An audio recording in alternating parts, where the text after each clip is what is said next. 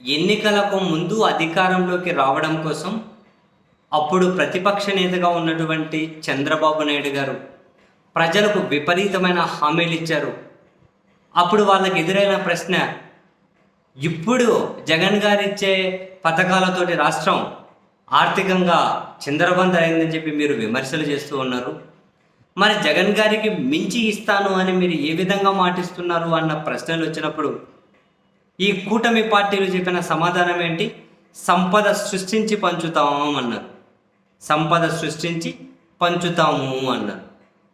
సరే, అప్పటికి చంద్రబాబు నాయుడు గారు 14 నుంచి 19 వరకు ముఖ్యమంత్రిగా పనిచేసిన పీరియడ్ అయినా 95, అది రామారావు గారిని దించేసి అప్పటి నుంచి 2004 వరకు పనిచేసిన పీరియడ్ అయినా ఎప్పుడూ కూడా రెవెన్యూ సర్ప్లస్ లేదు, ఎప్పుడు రెవెన్యూ లోటే ఉంది అని చెప్పి అన్ని లెక్కలు ఆధారాలు ఉన్నా కూడా జనానికి అంత లోతు తెలియదు కాబట్టి నిజమేనేమో సంపద సృష్టించి పంచుతారేమో అని చెప్పి అనుకున్నారు.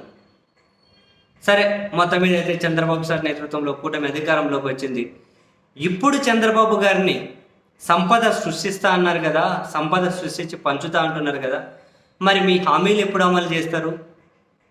ఎప్పుడు మరి సంపద సృష్టించి పంచుతారు అని చెప్పి ప్రశ్నలు అడుగుతూ ఉంటే చంద్రబాబు సార్ ఏమయ్యా సంపద సృష్టించే ఆలోచన నీకుంటే నా చెవిలో చెప్పు అంటున్నారు.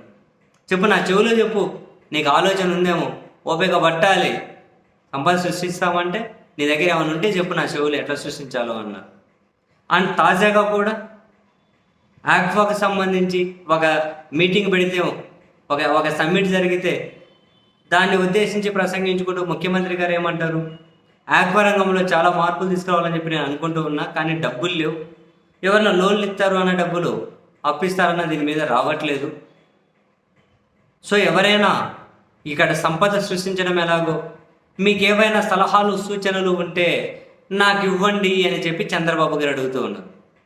ఎన్నికలకు ముందేమో సంపద సృష్టించి పంచుతాము అని పదే పదే చెప్పి ఇప్పుడేమో నోరు తెరిస్తే మీకేమైనా తెలిస్తే నా చెవులో చెప్పండి, మీకు ఏమైనా తెలిస్తే సంపద సృష్టించే సలహాలు ఇవ్వండి, సూచనలు ఇవ్వండి, ఇంకోసారి ఏమో చెత్త నుంచి కనుక సంపద సృష్టిస్తాం, రకరకాలు.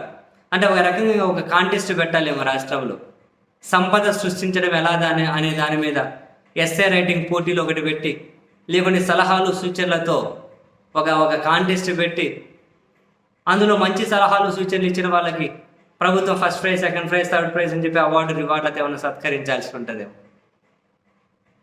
అలాగే ఉండేటట్లుంది. బహుశా జనాన్ని కూడా ముందే ప్రిపేర్ చేస్తూ ఉన్నారేమో, మీకు ఇవ్వాలని ఉన్నా సంపద లేదు కాబట్టి ఇవ్వలేకపోతున్నాం, మా మంచి మనసును అర్థం చేసుకోండి అని జనాలను ఏమైనా ప్రిపేర్ చేయబోతున్నారేమో కూటమి పార్టీలు, వాళ్ళ మీడియా ప్లస్ వాళ్ళ అభిమానులు, సానుభూతి పరులు. అర్థం కావట్లేదు.